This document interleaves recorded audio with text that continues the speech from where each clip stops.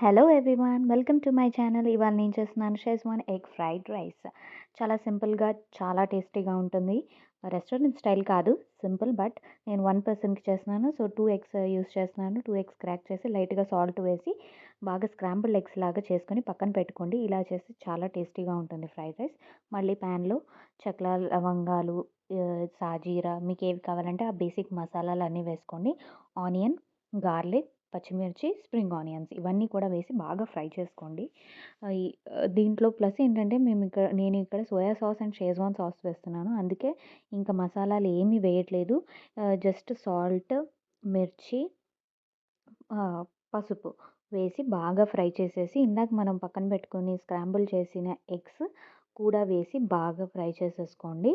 ఇది చాలా simple. Extra masala ఏమీ ఉండదు. నైట్ టైం కూడా మీరు సింపుల్గా లెఫ్ట్ ఓవర్ రైస్ ఉంటే తినొచ్చు. లేదా పిల్లలకి సింపుల్గా ఫాస్ట్గా బాక్స్లో పెట్టాలన్నా కూడా పెడితే ఫాస్ట్గా చేసేసుకోవడానికి చాలా బాగుంటుంది. షెజ్వాన్ సాస్ కూడా వేస్తున్నాను. వేసేసి బాగా కలిపేసి ఇప్పుడు రైస్ వేయండి. రైస్ వేసుకొని బాగా కలపండి. సాల్ట్ తక్కువైతే యాడ్ చేసుకోండి ఈ పాయింట్లో.